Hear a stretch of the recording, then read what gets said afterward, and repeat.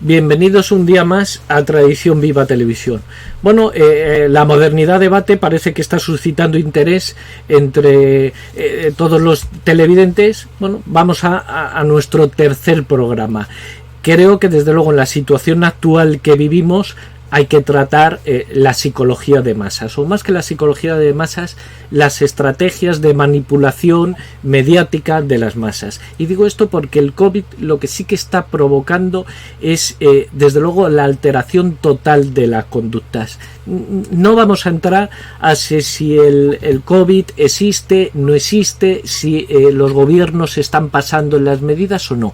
Lo importante, o lo que yo creo, a ver Javier cómo lo ve, yo creo que es interesante, aprovechando la disculpa de todo lo que estamos viviendo y de esos cambios sociales, concebir las estrategias o todo lo que se ha escrito o que algunos autores han escrito sobre estrategias de manipulación de masas.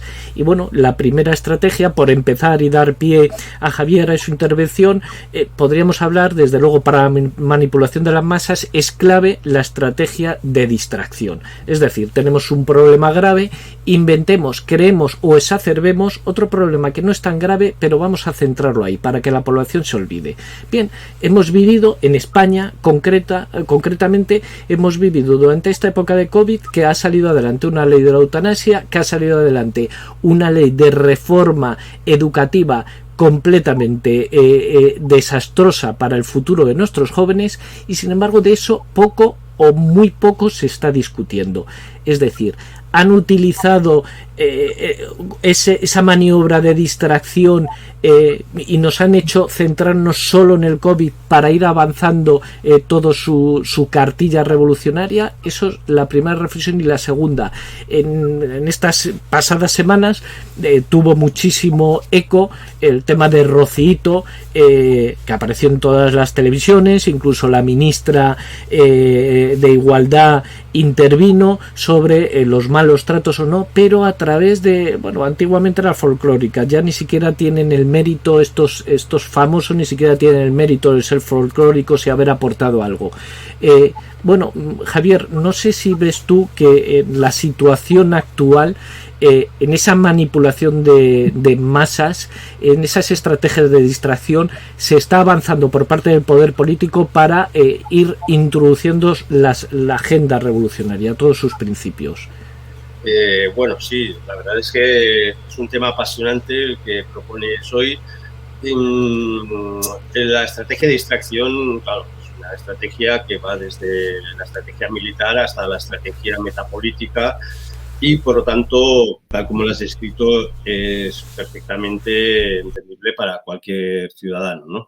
Pero solamente sería eficaz la distracción. Podríamos entenderla como un proceso de poder horizontal, donde ciertos elementos que se convierten en referentes y que acumulan la atención de una sociedad masificada, esto es, de una sociedad donde el individuo se ha convertido en un sujeto anónimo, donde él mismo ha renegado de su carácter de sujeto moral, de sujeto político, y simplemente se deja atraer por lo que es más llamativo, resplandeciente, pues eso permite que, por otro lado, el poder político vaya perpetrando, digamos, sus objetivos. Pero estos juegos que siempre han existido en la historia y se están intensificando ahora, se apoyan en otra estrategia de la sociedad de masas o del poder en relación con la sociedad de masas, que es la estrategia del miedo. Por eso, en esta época de pandemia, ha funcionado también estos fenómenos de distracción. ¿Y qué es la estrategia del miedo? O, digamos, sociológicamente, como entendemos la función del miedo como soporte de la estructura de poder. Pues, curiosamente, cuando hay una sensación de miedo, el individuo masa, no tiende a pedirle y a exigirle al poder responsabilidades, sino que ocurre lo contrario. Digamos, se produce una sujeción al poder mucho más intensa. Y esto es un fenómeno que se ha estudiado en las sectas, se ha estudiado en estructuras políticas o movimientos políticos o movimientos revolucionarios, cómo el poder, digamos, ejerce tanta, digamos, protección frente al temor que supone el mundo exterior, que el mundo exterior, en este caso un mundo pandémico, lo que me va a llevar es pues a cumplir a rajatabla pues las ordenanzas del poder y por lo tanto solo estar atento a salvaguardar mi existencia individual y a partir de ahí dejar de atender a estas claves o estos cambios, estas leyes que son absolutamente esenciales en lo que va a ser la modificación revolucionaria de nuestra sociedad. Claro, has hablado tú precisamente de la estrategia del miedo, pero la estrategia del miedo, bueno, hay varios principios de manipulación, pues esa, la estrategia de distracción que estábamos hablando, la estrategia de gradualidad, la estrategia de diferir los males al futuro, pero has hablado tú precisamente de esa estrategia del miedo, pero se está conjugando además esa estrategia del miedo, o como lo concibo yo, con esa capacidad de reforzar la autoculpabilidad. Es decir, lo que se nos ha transmitido a muchos es, oiga, usted es el culpable, usted no salga a la calle, aprobamos una ley, usted no se manifieste, o incluso han cambiado, han alterado un poco esa estrategia de diferir. Aquí lo que se nos ha dicho muchas veces, oiga, ahora no es el momento para discutir porque tenemos un problema sanitario mucho más gordo, oiga, ya tendremos tiempo para dirimir las responsabilidades políticas, ya tendremos tiempo para discutir la eutanasia, ya tendremos tiempo para discutir el sistema educativo. Es decir, creo que han alterado sensiblemente las estrategias, pero a lo mejor el miedo, la culpabilidad y esa estrategia de diferir, a lo mejor han sabido anudarla y creo que con bastante éxito de momento, porque la sociedad, no sé cómo lo concibes tú, pero es verdad que está parada ante todos esos avances revolucionarios. Sí, sí. Bueno, perdona, has dicho muy correctamente, los procesos de autoculpabilización son mecanismos muy potentes del poder, donde, como he dicho antes, cuando uno se autoculpabiliza, deja de responsabilizar al poder. Por lo tanto, una mala gestión de la pandemia por parte del poder, si se gestiona la autoculpabilización, nos echaremos nosotros la culpa de haber contagiado a otros en vez de a la mala gestión del poder, ¿no? Pero no solamente eso, sino cosas más graves, ¿no? En ese proceso de distracción del proceso revolucionario tenemos también que el sujeto político no solamente se autoculpabiliza, sino que se convierte en colaborador del poder político porque se convierte en su observador, por tanto, en su espía, en su policía, que es el que va a denunciar al propio ciudadano de no haber cumplido con las normas del poder político. Esto, que es lo común en los CDRs en Cuba, como los propios vecinos se van denunciando a sí mismos, pues se ha conseguido en una sociedad teóricamente democrática como la española, donde la gente pues denuncia a sus vecinos porque no llevan mascarilla o denuncia a sus vecinos porque ven cosas raras. Y entonces esto es un paso agigantado, digamos, en el proceso de complicidad que consigue el poder revolucionario con respecto a la ciudadanía, cuando tenía que ser todo lo contrario, ¿no? El cuerpo social, digamos, es un contenedor de las presiones del poder político. Y respecto a esa diferir los problemas, combina muy bien con el estado de alarma. Precisamente el estado de alarma es, digamos, la estrategia, y además que sabemos que todo es alegal, o ilegal, es anticonstitucional, es un puro voluntarismo. El estado de alarma viene, digamos, en nuestra psique colectiva a establecer, digamos, una emergencia, que además tampoco sabemos racionalizar porque es un estado de alarma, que permite estar bloqueados en el presente y entonces se puede justificar que hay cosas que como ahora son muy emergentes o muy urgentes, hay que diferirlas en el tiempo. Pero esta separación en el tiempo o alejamiento en el tiempo de decisiones políticas es falsa porque, como bien dices, se van incrustando toda una serie de decisiones o leyes ante las cuales no hay reacción social. Sí, por eso hablaba yo al principio, porque claro, nosotros aquí no vamos a discutir ahora sobre si el COVID o no, sobre la realidad o no del COVID. Lo que sí que planteamos es, ponemos encima de la mesa, esto está aquí, después cada uno que piense lo que quiera, pero esto está aquí. ¿Se está utilizando el COVID o no para manipulación? Hemos visto varios tics de esa manipulación, pero hay otros dos que en cualquier manual está, que parece que también se cumple. Y digo, por ejemplo, tratar al público, tratar a la masa, tratar a la sociedad como si fuéramos menores de edad. Bueno, yo recuerdo los lemas sencillos de yo sí me quedo, quédate en casa, directamente lemas poco elaborados, poco reflexivos, y precisamente esa reflexión es la otra gran pieza de toque de la manipulación. Ese saltar frente a la reflexión, es saltar lo más sentimental, lo más sentido. Bueno, todos recordamos los vídeos, pues a lo mejor poniendo ancianos que curiosamente hazlo por tus mayores, curiosamente se ha utilizado todo esto para aprobar otra vez por detrás la ley de eutanasia. Es decir, están jugando con nosotros, porque en un inicio todo era proteger a los ancianos, proteger la residencia, vacunar prioritariamente a los mayores, y sin embargo todo ese proceso de distracción nos ha hecho olvidar que a la vez se estaba aprobando una ley de eutanasia precisamente para acabar con los más débiles, los más mayores, o incluso los que porque se hubieran contagiado del COVID y les quede unas secuelas que le hacen la vida insoportable, que sea la causa legítima para acabar con sus vidas. Entonces, no sé si realmente de todo eso podemos sacar nosotros algún tipo de conclusión. Bueno, podríamos sacar muchísimas conclusiones porque has hecho una gran visión de la problemática. Por un lado, has señalado la infantilización. Esto es así, y esto Bakunin, el famoso anarquista, en la obra Dios y el Estado ya lo dice. Dice, cuando triunfe el Estado burgués, tratará a los ciudadanos constantemente como si fueran niños que educar.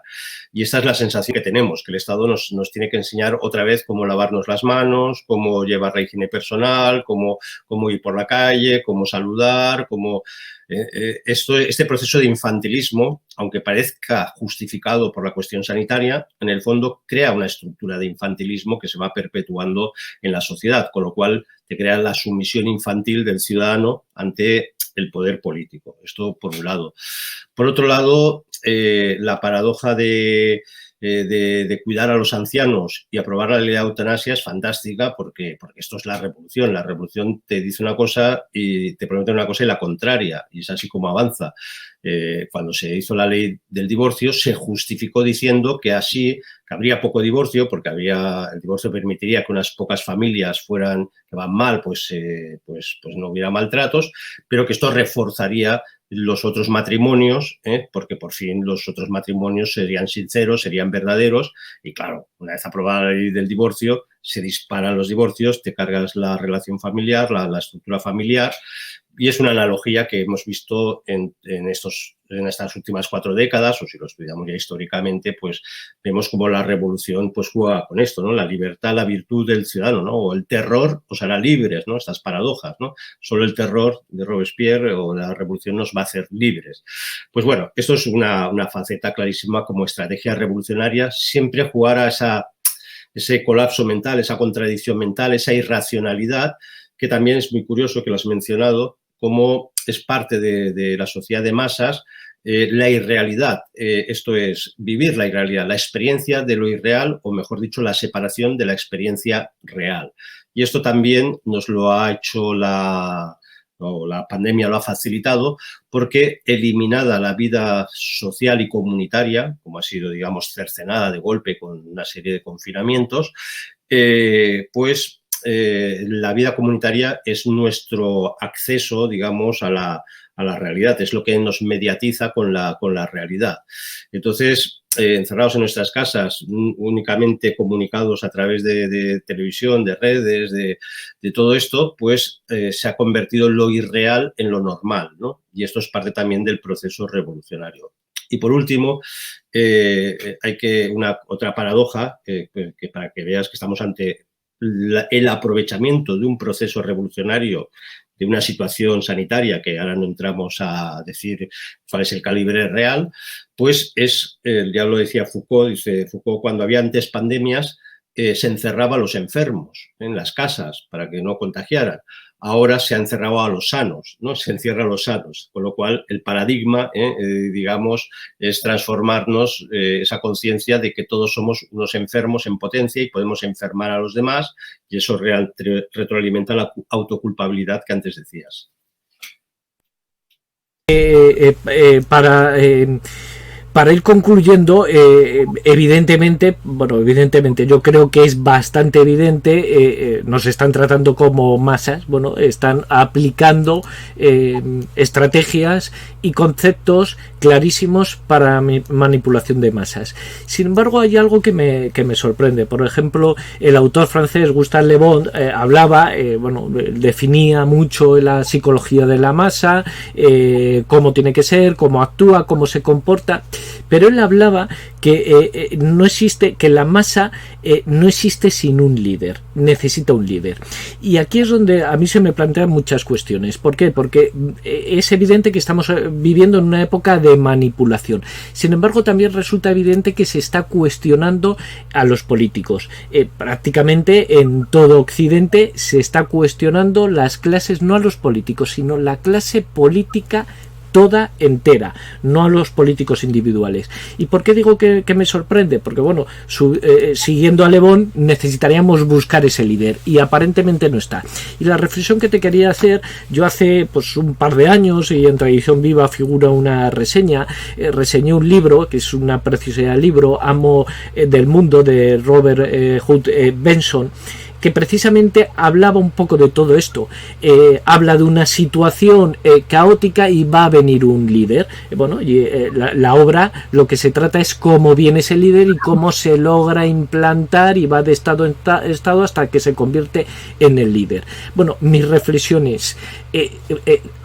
La revolución puede que esté preparando un líder. ¿Cómo ves tú esa falta de líder? ¿Puede ser que todavía algo venga detrás o que ese líder sea ese globalismo que tanto se nos vende ahora? Porque aquí nos falta el que maneje la masa, el que la dirija hacia dónde, la cabeza rectora. Sí, es muy interesante Gustave Le Bon, él cuando plantea la idea de liderazgo como esencial para que funcione la masa, él supone el liderazgo la desaparición de la individualización de la persona en un anonimato moral, político, se desintegra el ciudadano, se desintegra la individualidad, se desintegra la heterogeneidad para convertirse en homogeneidad. Y esta homogeneidad necesita un referente que es el que mueve la masa y él lo personifica en un líder.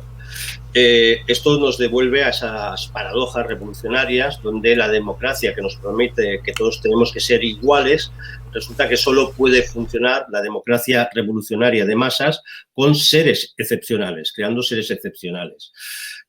Yo creo que la prefiguración de ese liderazgo personal, que posiblemente en algún momento acabará apareciendo, porque como bien dices, la clase política ya no representa ningún tipo de liderazgo carismático, está siendo como prefigurada por otro tipo de liderazgos donde la gente se puede proyectar. Si diéramos un paso en la evolución del pensamiento sobre la sociedad de masas, ya no es tanto, hoy por hoy las masas no se constituyen tanto porque la persona se desubstancializa, sino todo lo contrario, por hiperindividualización, de tal forma que cada individuo quiere ser tan individualista, tan protagonista de su propia vida, de su propia existencia, que cuando todos hemos caído en esta especie de soberbia, entonces se crea una masa de individuos soberbios que necesitan un referente, ¿no? Y claro, esos pre-referentes los encontramos porque son más famosos los los futbolistas que no los políticos, porque se pone tan de moda, curiosamente, que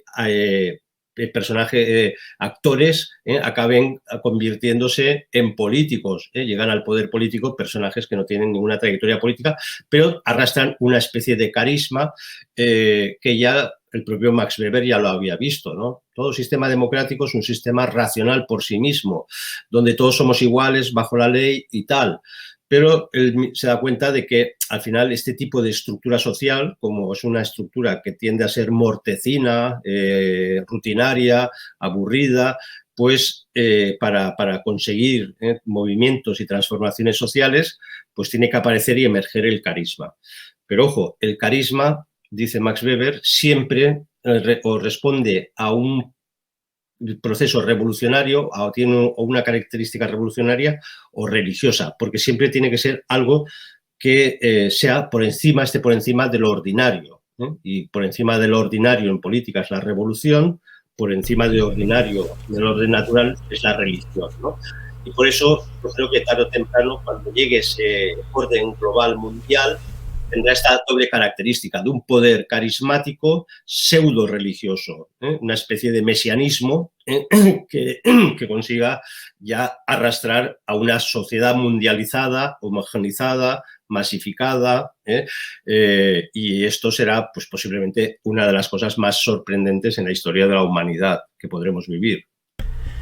Bueno, esperemos que la vivamos y que la podamos combatir. Desde luego, a todos, a nuestros seguidores, lo que sí que les recomendamos es, primero, el estudio, la razón y segundo, la voluntad. Es decir, lo que no podemos es quedar prisioneros de esas estrategias de manipulación, y para salir de esas prisiones lo primero es ver la luz y después seguir el camino. Bueno, para los que creemos en nuestro Señor Jesucristo, el camino ya está, Él es la verdad y la vida, y Él es el camino. Es decir, lo importante es que volvamos a hacer comunidad y que volvamos a hacer familia, precisamente para vencer ese individualismo que, aunque parezca contradictorio, y lo has dicho muy bien, ese individualismo que nos lleva a través del individualismo al concepto de masa, con lo cual parece una contradicción, pero es una realidad. Javier, otra vez muchísimas gracias por participar en estos pequeños debates con los que pretendemos que nuestros lectores tengan argumentos para seguir investigando, argumentos para seguir estudiando y sobre todo argumentos para seguir actuando aquellos que ya están en la acción, y argumentos para empezar a actuar aquellos que hasta el momento han permanecido en la pasividad o en la oscuridad. Muchísimas gracias como siempre, Javier. Muchas gracias, Carlos, y siempre a vuestra disposición, que es un placer.